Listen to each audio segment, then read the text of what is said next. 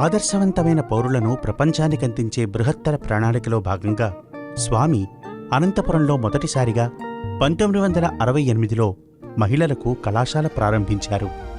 స్వామి విద్యా ఉద్యమానికి నాంది అయిన ఈ కార్యక్రమ విశేషాలు తెలిపే చర్చాగోష్ఠి.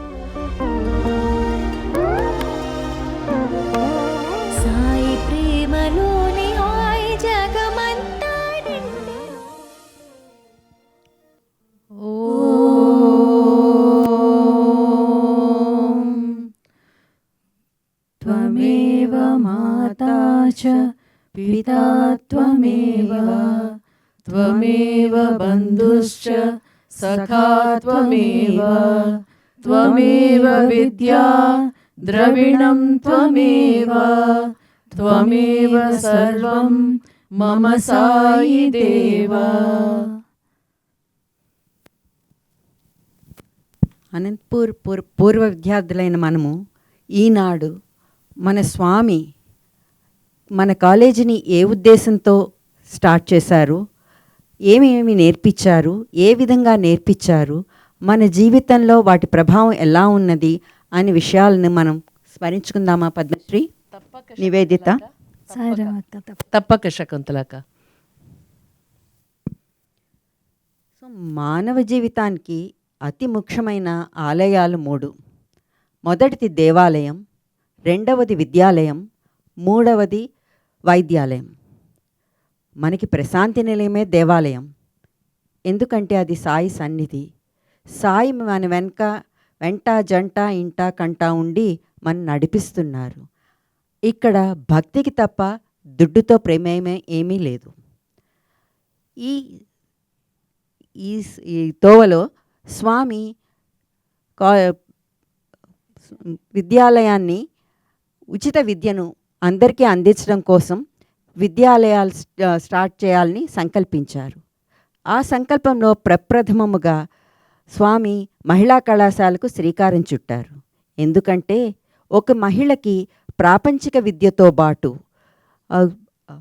మానవతా విలువలను కూడా అందిస్తే వాళ్ళు తమ బిడ్డలకే కాక పుట్టింటికి అత్తింటికి కూడా అందిస్తారు అనేవారు స్వామి. ఈ విధంగా 3 కుటుంబాల్లో మానవతా విలువలు నిలుస్తాయని స్వామి ఎప్పుడూ మాతో అంటూ ఉండేవారు. అక్క, మీరు కళాశాల ప్రారంభం నుంచి ఉన్నారు కదా, ఆ విషయాలు కాస్త మాకు పంచుకుంటారా? ఓకే, సరే. 1964లో స్వామి ప్రప్రథమగా గవర్నమెంట్ గర్ల్స్ కాలేజ్కి యాన్యువల్ డేకి వెళ్ళారు. వెళ్ళినప్పుడు అప్పుడు డిఈఓ లక్ష్మీదేవమ్మ గారు స్వామి చాలామంది ఆడపిల్లలు స్కూల్ విద్యతో చదువు ఆపేస్తున్నారు, ఒక మహిళా కళాశాల కనుక ఉంటే పిల్లలు పై చదువులు చదువుకోవడానికి అవకాశం ఉంటుంది అని స్వామిని అభ్యర్థించారు. అక్క, అంతేకాకుండా స్వామి ఈస్ట్ ఆఫ్రికా వెళ్లే ముందు స్వామి తన తల్లిగారైన ఈశ్వరమ్మ గారిని జావా గారింట్లో వదిలి వెళ్ళారు. అప్పుడు ఈశ్వరమ్మ గారు జావా గారింట్లో ఆడపిల్లలు బాగా చదువుకోవడం, వాళ్ళ చురుకుదనం, వాళ్ళ ఆత్మస్థైర్యాన్ని చూసి మన దగ్గర కూడా ఆడపిల్లల కళాశాల ఉంటే బాగుంటుందని చాలా ముచ్చటపడ్డారు. సో స్వామి తిరిగి ఈస్ట్ ఆఫ్రికా నుంచి ఇండియాకి రాగానే ఎయిర్పోర్ట్లోనే ఈశ్వరమ్మ గారు స్వామి మనకు కూడా ఆడపిల్లల కళాశాల కావాలి అనే కోరిక కోరారు. అంతేకాకుండా అనంతపూర్లో అప్పట్లో అశ్వత్ నారాయణ గారు, మళ్ళీ జ్వాలనయ్య గారు అని భక్తులు ఉండేవారు.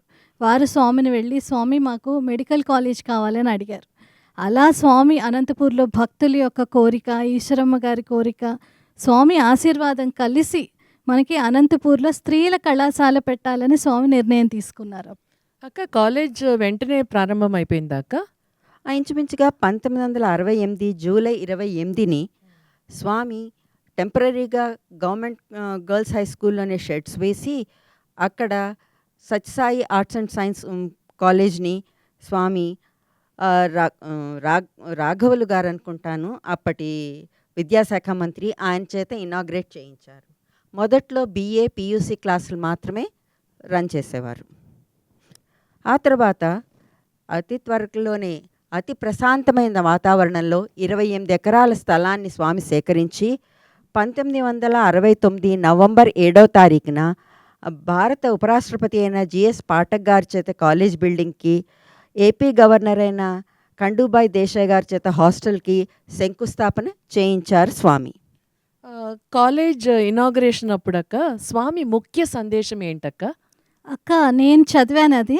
ఓకే. సో నేను చెప్తాను. స్వామి కాలేజ్ ఇనాగ్రేషన్ అప్పుడు ఇచ్చిన ముఖ్య సందేశంలో 3 ముఖ్య అంశాలు ఉన్నాయి. ఒకటి, స్వామి ఏం చెప్పారంటే ఈ కళాశాలలో ఆధ్యాత్మ విద్య నేర్పబడుతుంది. ఈ ఆధ్యాత్మ విద్య వల్ల ఈ పిల్లలకి జ్ఞానం అనేది వస్తుంది. ఆ జ్ఞానం వల్ల జీవితంలో ఎన్ని కష్ట నష్టాలు వాళ్ళు ఎదురైనా కానీ సక్రమమైన మార్గంలో నడిచే శక్తి వాళ్ళకు వస్తుంది జ్ఞానం వల్ల అని చెప్పారు స్వామి. ఇక రెండో విషయం స్వామి ఏం చెప్పారంటే ఇక్కడి ఆడపిల్లలకి సత్యధర్మ శాంతి ప్రేమలనే ఉన్నతమైన ఆదర్శాలనే వాళ్ళ హృదయంలో ప్రతిష్ఠింపబడుతుంది అని చెప్పారు స్వామి.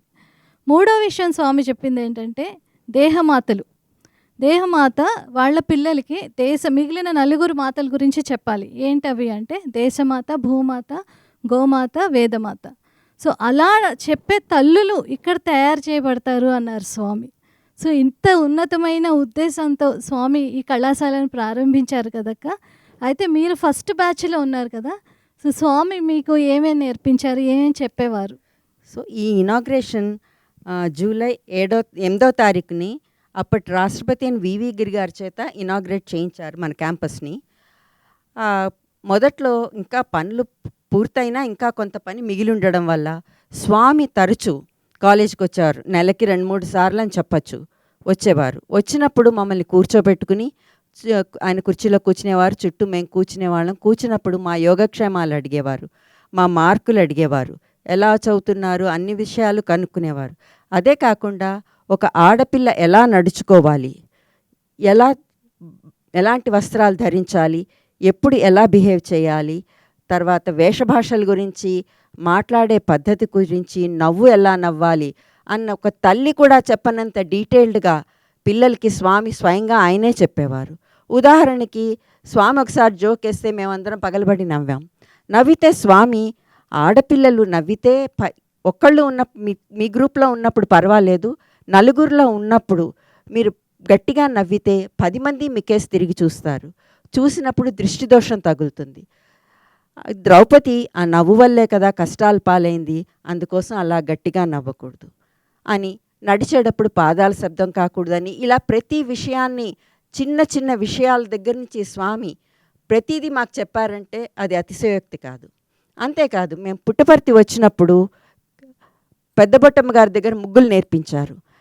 హాస్టల్లో క్యాంటీన్కి వెళ్ళినప్పుడు కూరలు తరగడం, చపాతీలు ఒత్తడం, క్లీన్ చేయడం మొదలైనవి. స్టోర్ డ్యూటీస్ వేసేవారు, తర్వాత హాస్పిటల్ డ్యూటీస్. ఈ విధంగా అన్ని డ్యూటీలు చేస్తూ ఆడపిల్ల కావలసిన ప్రతి విద్యను ఆడపిల్లకు నేర్పించి స్వామి మమ్మల్ని పరిపూర్ణ స్త్రీలుగా తీర్చిదిద్దారు అంటే అది అతిశయోక్తే కాదు. ఇంతేకాదు 1972లో ఫస్ట్ సమ్మర్ కోర్స్ అయింది. అది ఇండియన్ కల్చర్ అండ్ స్పిరిచువాలిటీ మీద జరిగింది.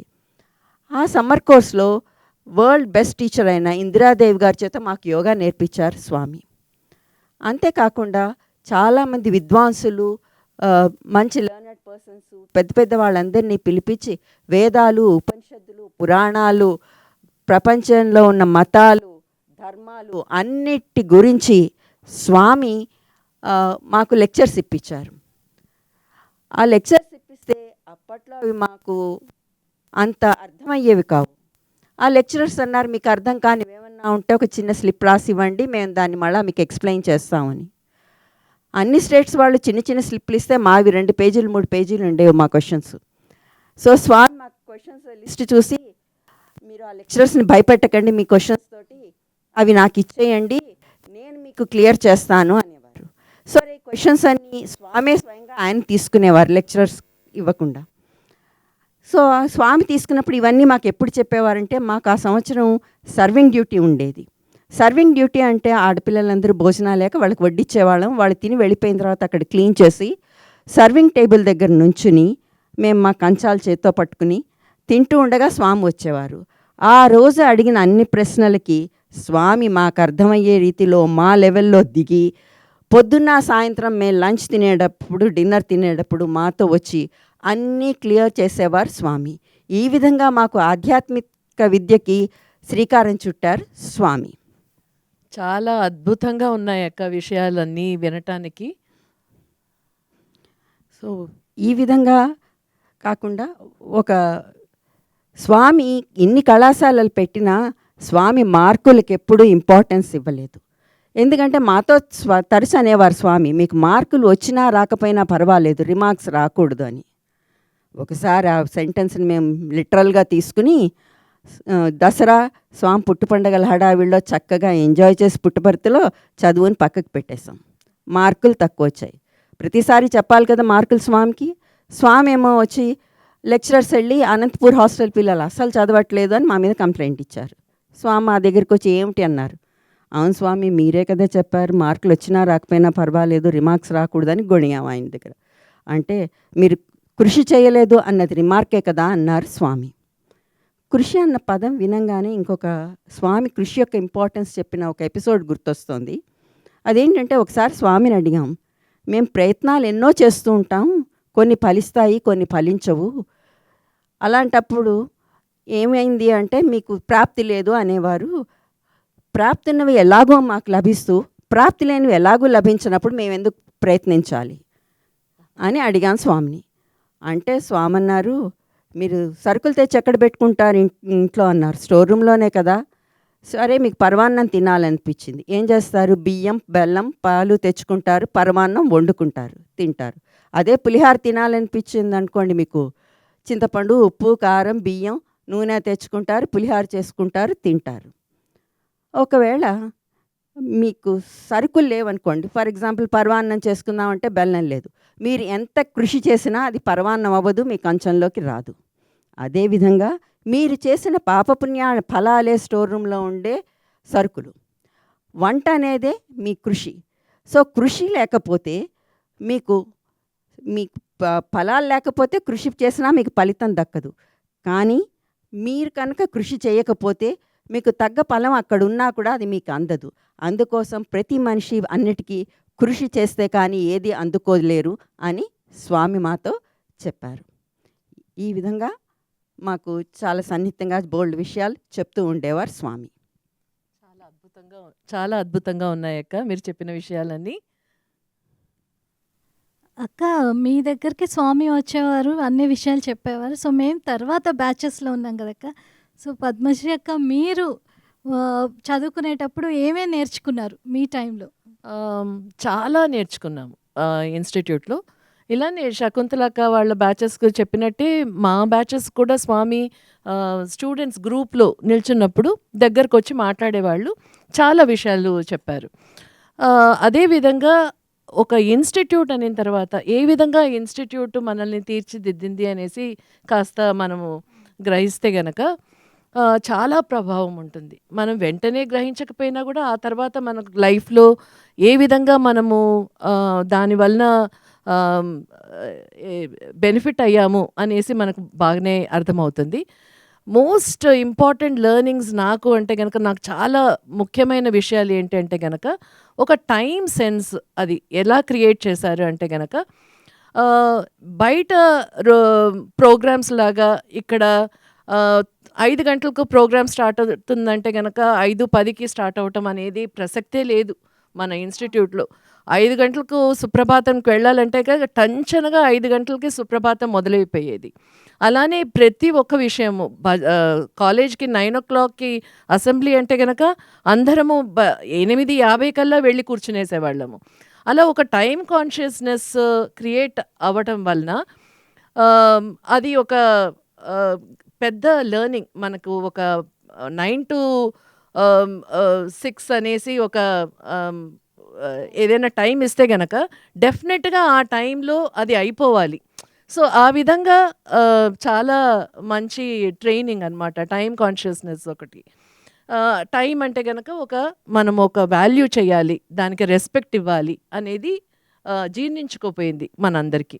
రెండోది ఏంటంటే కనుక, స్వామి ఎప్పుడు చెప్తారు, even if you cannot oblige speak obligingly అనేసి. అది పెద్ద ప్రభావం. అది మన లైఫ్లో కానివ్వండి, ఆ ఇన్స్టిట్యూషన్లో మనం ఉన్న ఆ పరిస్థితులు కానీ, మన దగ్గర నుంచి వాళ్ళు ఏదైతే కనుక ఎక్స్పెక్ట్ చేశారో, ప్రేమతో అందరితో మాట్లాడటం, మెల్లిగా మాట్లాడటం, శాంతంగా మాట్లాడటం, ఎవరిని నొప్పించకుండా మాట్లాడటం, ఇవన్నీ అక్కడి నుంచి నేర్చుకున్న విద్యలే. వెంటనే మనము అది పాటించకపోయినా గూడా అవి అయితే గనక మనలో ఇమిడిపోయాయి. ఈ వాల్యూస్ అన్నీ లోపల ఇమిడిపోయాయి. మూడోది ఏంటి అంటే గనక నేను చాలా ముఖ్యం అని అనుకునేది, మన టీచర్స్ అందరినీ చూస్తే గనక ఎప్పుడు ఏదైనా పని ఉంటే గనక ఆ పని అయిపోయేంత వరకు అసలు అక్కడి నుంచి కదిలేవాళ్ళు కాదు. సో దాని మూలాన అది ఒక పెద్ద వాల్యూ. అంటే పని ఉంటే గనక అయిపోయేంత వరకు లేవకూడదు. అండ్ ఆల్వేస్ గోయింగ్ అట్లా మన డ్యూటీ అంటే గనక 9 to 6 అనే కాదు. 9 to 6 తర్వాత 10 గంటల వరకు కూర్చున్నా, 11 గంటల వరకు కూర్చున్నా కూడా అది పని అయిపోవాలి. అప్పుడే మన డ్యూటీ అయిపోయేటట్టు అనేసి అది ఒక గ్రహింపు. ఇంకొకటి మనం శకుంతలక్క మనకు చెప్పారు. వాళ్ళు ఉండేటప్పుడు నలుగురు ఉండేవాళ్ళు రూమ్‌కి అనేసి. మా టైంకి వచ్చేసరికి ఒక రూమ్‌లో 8 మంది దాకా ఉండేవాళ్ళం అనమాట. 8 మంది దాకా ఉంటే గనుక ఒక రూమ్ సీనియర్ ఉండేవాళ్ళు. ఆ రూమ్ సీనియరు యూజువల్‌గా సీనియర్ మోస్ట్ ఎవరైతే పీజీ చేస్తున్నారో లేకపోతే గ్రాడ్యుయేషన్ ఫైనల్ ఇయర్‌లో ఉన్నవాళ్ళు, వాళ్ళు రూమ్ సీనియర్స్. వాళ్ళు చెప్పిన ఇన్‌స్ట్రక్షన్స్ ప్రకారము మిగతా వాళ్ళందరూ నడుచుకోవాలి. అది మనకు ఇన్‌స్టిట్యూట్‌కి ఏదైతే ఇంకా వాల్యూస్ ఉన్నాయో ఆ వాల్యూస్ ప్రకారమే మనం నడుచుకునేటట్టు తను చూసుకునేది. నెక్స్ట్ వచ్చేసి క్లెన్లీనెస్. విపరీతంగా ఆ క్లెన్లీనెస్ కాన్సెప్ట్ ఏంటి అంటే గనక అక్కడ నేర్చుకున్నదే. ఎక్కడా మట్టి ఉండకూడదు. బట్టలు ఆరేయటం దగ్గర నుంచి, బట్టలు కబోర్డ్‌లో సర్దుకోవటం దగ్గర నుంచి, స్వామి ఆల్టర్ ఏ విధంగా పెట్టుకోవాలి అని చెప్పటము. ఇవన్నీ కూడా అక్కడ నేర్చుకున్నది. అదేవిధంగా స్పేస్ అడ్జస్ట్‌మెంట్ అనమాట. ఉన్నది కొద్దిగా స్పేసు. నీకున్న స్పేసు నువ్వు ఎలా రెస్పెక్ట్ చేయాలి, మిగతా వాళ్ళ స్పేస్ ఎలా రెస్పెక్ట్ చేయాలి, ఇవన్నీ చాలా నేర్చుకున్నాము అని అనిపిస్తుంది. లైఫ్‌లో చాలా ఉపయోగపడ్డాయి. మరి నీవేమిటి నివేదిత? అక్క పద్మశ్రీ అక్క చెప్పినట్టు టైం వాల్యూ చాలా బాగా తెలిసింది అక్క అనంతపూర్లో. ప్రతి నిమిషం ఎంత వాల్యుబులో తెలిసింది. అంటే నేను 30 సంవత్సరాల ముందు చదువుకున్నాను. 94 to 99 బ్యాచ్ నాది. సో అదే టైంలో బయట మా వయసు పిల్లలందరూ సినిమాలు చూడటం, 3 గంటలు వేస్ట్ చేయటం ఇలా ఉన్నప్పుడు ఇక్కడ స్వామి దగ్గర మనం ప్రతి నిమిషం మనకి ఏదో ఒక పని ఉండడం, మనం వాల్యూ చేయటం అనేది అసలు 5 నిమిషాలంటే 5 నిమిషాల్లో ఒక ఆన్సర్ చదువుకోవచ్చు అని అనిపించేది మనకి. 5 నిమిషాలంటే దర్శన్ లైన్కే పుస్తకాలు తీసుకెళ్ళేవాళ్ళం. సో అంత స్వామి వచ్చినప్పుడు స్వామి దర్శనం చేసుకునేవాళ్ళం. ఇలాగా టైంని వాల్యూ చేయడం చాలా బాగా నేర్చుకున్నాం. రెండోది నేను పర్సనల్గా నేర్చుకుంది ఏంటంటే డిసిప్లిన్. ప్రతిరోజు మనం సుప్రభాతానికి వెళ్ళాలి. సుప్రభాతం అయిపోయిన తర్వాత మనం యోగాకి వెళ్ళాలి. యోగా అయిపోయిన తర్వాత కాలేజ్కి రెడీ అవ్వాలి. కాలేజ్కి వెళ్ళిన తర్వాత మళ్ళీ భజన్స్ ఉంటాయి. సో ఈ డిసిప్లిన్తో పాటు స్వామి ముఖ్యంగా ఎంత మంచి విషయం నేర్పించారంటే, మన రోజు సుప్రభాతంతో మొదలవుతుంది, మళ్ళీ భజన్తో క్లాసెస్ మొదలవుతాయి, మళ్ళీ భోంచేసే ముందు బ్రహ్మార్పణం చెప్పుకుంటాం, మళ్ళీ కాలేజ్ అయిపోయాక మళ్ళీ భజన ఉంటుంది మనకి, మళ్ళీ సాయంత్రం మనం డిన్నర్ ముందు బ్రహ్మార్పణం, మళ్ళీ తర్వాత కరచరణ కృతంగా చెప్పేవాళ్ళం.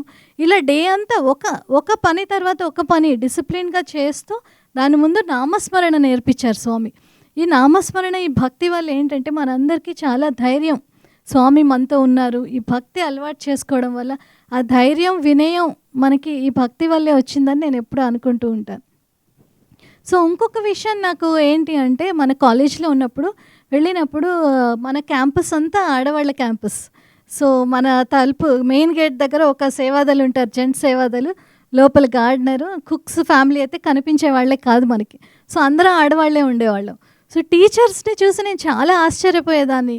అసలు వీళ్ళు చేయలేని పని లేదా అంటే, మేము ఆడవాళ్ళం, మేము ఈ పని చేస్తాం, ఈ పని చేయమని అనేవాళ్ళుగా. టీచర్స్ టీచింగ్తో పాటు మొత్తం క్యాంపస్ని అందరూ మేనేజ్ చేసేవాళ్ళు చాలా చక్కగా.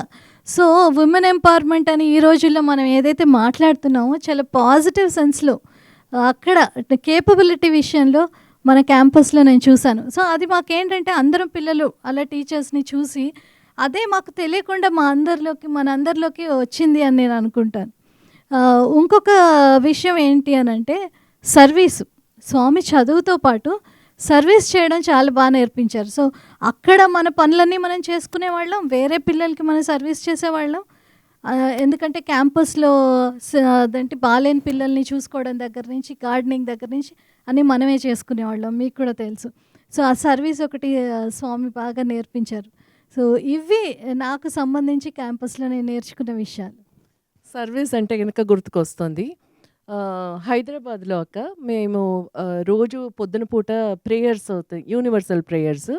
అంటే ఎవరికైనా ఒంట్లో బాలేకపోతే, లేపోతే ఏదైనా పరిస్థితులు దేశంలో కానీ, వరల్డ్‌లో కానీ పరిస్థితులు బాలేకపోతే, దాని గురించనేసి రోజు ఒక గంట ప్రేయర్ చేస్తాము. దాంట్లో మన అలమ్నై సిస్టర్స్ చాలామంది వాళ్ళ పిల్లల్ని ఇన్వాల్వ్ చేశారు. వాళ్ళకి బాగా వేదం నేర్పించి, ఆల్మోస్ట్ రోజుకు ఒక గంట సేపు వాళ్ళు వేదం నేర్చుకుంటున్నారు. చిన్న చిన్న పిల్లలు. మరీ పెద్ద పిల్లలు గూడా కాదు వాళ్ళు. ఒక 3 ఏళ్ల దగ్గర నుంచి 16 ఏళ్ల దాకా పిల్లలున్నారు. 21 ఏళ్ల దాకా గూడా ఉన్నారు పిల్లలనమాట.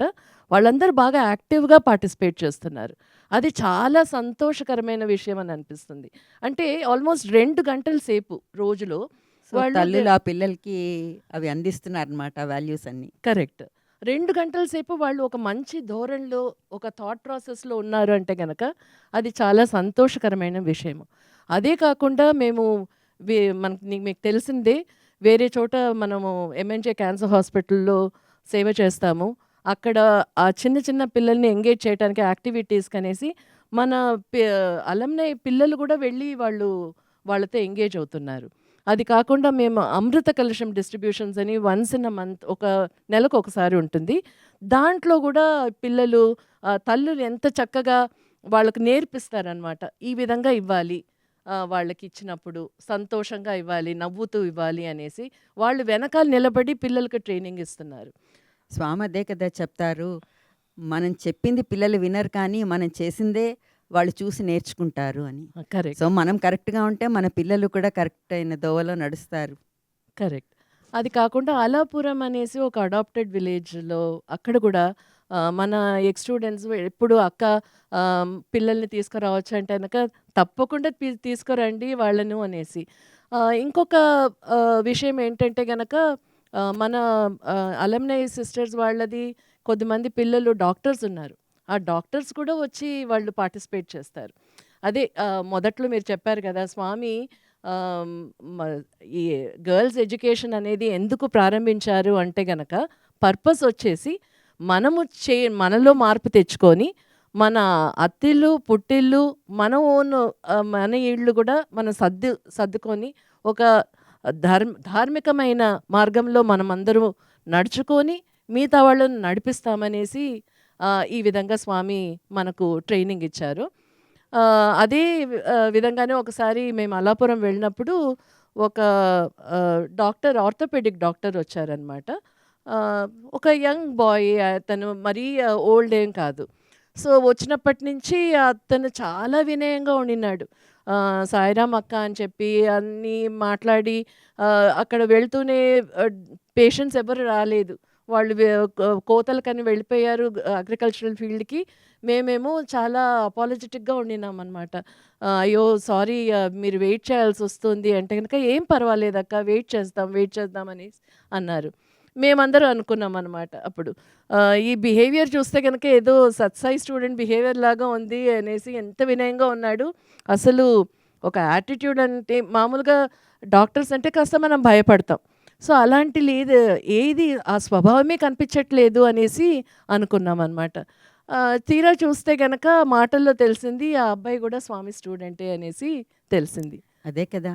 మనము స్వామి బ్యాడ్జెస్‌తో కాకుండా మన ప్రవర్తనతో స్వామి బిడ్డలము అనిపించుకుంటే స్వామి నా బిడ్డలు అన్నందుకు ఆ పేరుకు మన సార్థకత చేకూర్చి స్వామికి కృతజ్ఞతలు చెప్పుకున్న వాళ్ళం అవుతాము. కరెక్ట్. నువ్వు ఇంకేమైనా చెప్పదా?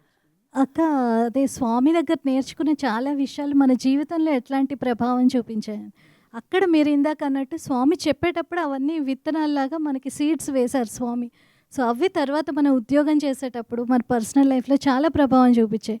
అయితే ఒకటి ముఖ్యంగా చెప్పుకోవాల్సింది ఏంటంటే స్వామి స్టూడెంట్స్ గురించి, మనం ధనం విషయంలో మనం చాలా నిజాయితీగా ఉంటాం ఉద్యోగాలు చేసేటప్పుడు. సో నేను ఎన్జిఓలో పనిచేసేటప్పుడు బెనిఫిషరీస్కి అందాల్సినవి అవన్నీ కరెక్ట్గా అందేటట్టు ఉండడం, ఆ స్ట్రిక్ట్ వాతావరణం ఒకటి ఉండేది. అంటే ఎందుకు అంటే స్వామి స్పీచెస్లో చెప్పడం పరుల సొమ్ము పాము వంటిది అని, మన ఇంటర్వ్యూస్లో చెప్పడం. సో చాలా జాగ్రత్తగా దాన్ని పాటించేవాళ్ళం. సో నా బ్యాచ్మేట్ ఒక అమ్మాయి జానకి అని ఒక అమ్మాయి ఉంది. ఆ అమ్మాయి ఎక్స్పీరియన్స్ చెప్పదలుచుకున్నాను. ఆ అమ్మాయి సీఏ చేసింది ఇక్కడ బీకామ్ చదివిన తర్వాత. సో ఆ అమ్మాయి ఏంటంటే చాలా నిజాయితీగా ఉండేటప్పుడు వచ్చిన క్లయింట్స్ ఇంత నిజాయితీగా ఉంటే మేము ఎలాగా మీ దగ్గర క్లయింట్స్గా ఉంటాము అని వాళ్ళు వెళ్ళిపోయేవాళ్ళు స్టార్టింగ్లో. తర్వాత వాళ్ళు రియలైజ్ అయ్యి తన దగ్గరికి మీ పద్ధతే కరెక్ట్, మీరే కరెక్ట్ అని వాళ్ళు తిరిగి వచ్చారు. సో స్వామి స్టూడెంట్స్ గురించి ఇది చాలామంది చాలా చక్కగా చెప్పుకుంటారు ఈ విషయం.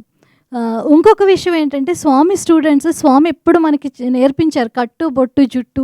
ఇందాక మీరు చాలా చక్కగా చెప్పారు, నవ్వడం ఎలాగ, నడవడం ఎలాగ.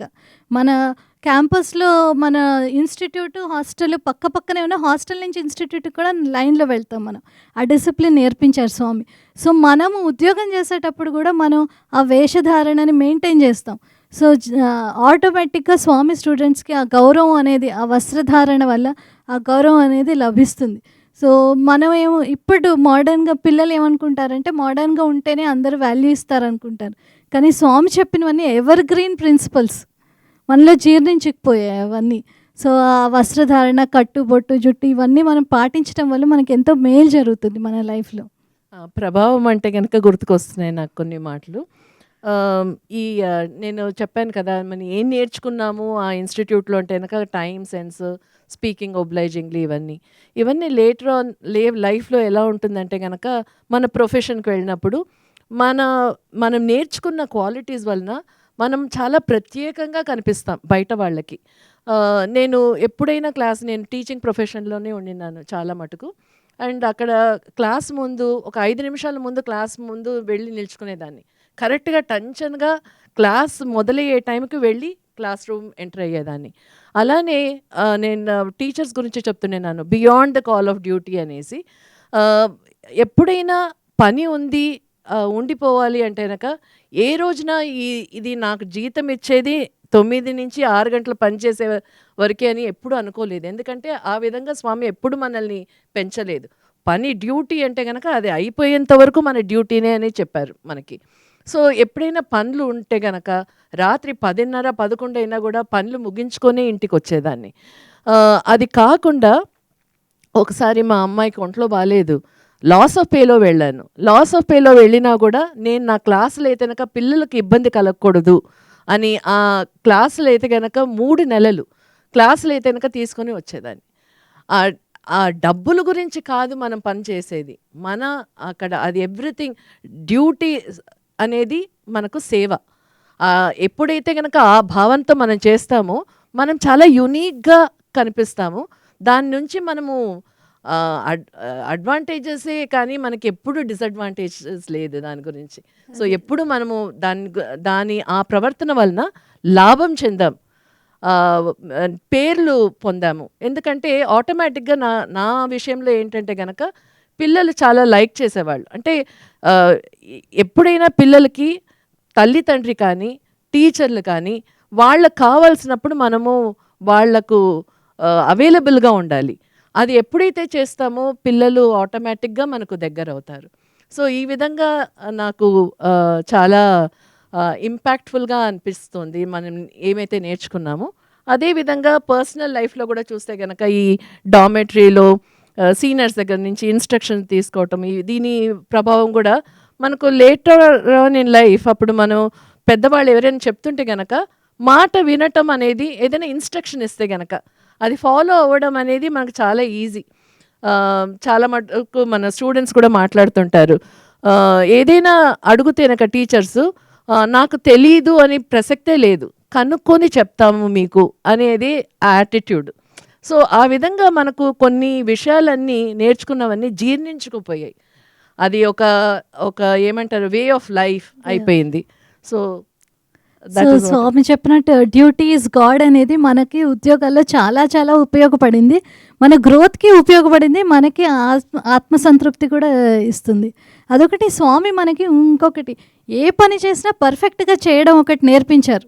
చిన్న లోపం ఉన్నా కానీ స్వామి ఇది ఇలా ఉంది అని చెప్పేటప్పుడు మనం చాలా బాధపడి దాన్ని కరెక్ట్ చేసుకునేవాళ్ళం. సో అది ఆ పర్ఫెక్షన్ ప్రతి పనిలోనూ మనం చూపించటం వల్ల ఆ పని బాగా జరిగేది, మనకి చాలా మంచి జరిగింది. సో ఈ పర్ఫెక్షన్ అనేది స్వామి మనకి నేర్పించారు. ఇంకొకటి సర్వీస్ ఒకటి మనం ఎప్పుడు స్వామి అక్కడ నేర్పించింది మన లైఫ్లో అందరం కంటిన్యూ చేసాం. ఎందుకంటే సర్వీస్లో తృప్తిని అనుభవించాము, అదొక అడిక్షన్ అయిపోయింది మనకి ఆనందం అనేది. సో అందరం స్వామి స్టూడెంట్స్ ఎక్కువగా మనం ఏ ప్లేస్లో ఉంటే, ఏ ఊర్లో ఉంటే ఆ ఊర్లో అందరం కలిసి సర్వీస్ చేయడము, ఇది అందరం చేస్తూ ఉంటాం. సో ఇప్పటిదాకా మనందరం మనం చేసిన పనులు చెప్పాము, కానీ స్వామి నేచర్ గురించి మనం తలుచుకుని ఇప్పుడు ముగిద్దాం. మేము ఫస్ట్ 71 నవంబర్ బర్త్డేకి వచ్చాం, స్వామి బర్త్డేకి వస్తే మాకు ప్రసాదం ప్యాకింగ్ డ్యూటీ ఇచ్చారు. వాళ్ళు అనుకున్న దానికంటే చాలామంది జనం వచ్చారు ఆ బర్త్డేకి. అందుకోసం మాకు చిన్న చిన్న ప్లాస్టిక్ ప్యాకెట్లు ఇచ్చి, ప్లాస్టిక్ కవర్లు ఇచ్చి అందులో హాఫ్ వరకు వేసి ప్రసాదం ప్యాక్ చేయమన్నారు మన స్వామి, మన క్యాంటీన్ వాళ్ళు. ఒక 10 నిమిషాల తర్వాత స్వామి మా దగ్గరికి వచ్చారు. ఏంటి సగం సగం వేస్ట్ చేస్తున్నారు, స్వామి ఏది ఇచ్చినా నిండుగా మెండుగా దండిగా ఇస్తాను, ఇట్లా సగం సగం కాదు నిండుగా వేసి ప్యాక్ చేయండి అన్నారు. మేము నిండుగా వేసి ప్యాక్ చేసేసాము. అది స్వామి అనుగ్రహం వల్ల అందరికీ సరిపోయింది. కానీ ఆయన మనకి ఏది ఇచ్చినా నిండుగా మెండుగా దండిగా ఇస్తారన్న విషయం మనకు తెలిసింది. సో స్వామిని తన ప్రేమ వర్షాన్ని మన మీద నిండుగా మెండుగా దండిగా కురిపించమని ప్రార్థిస్తూ సాయిరాం. సాయిరాం.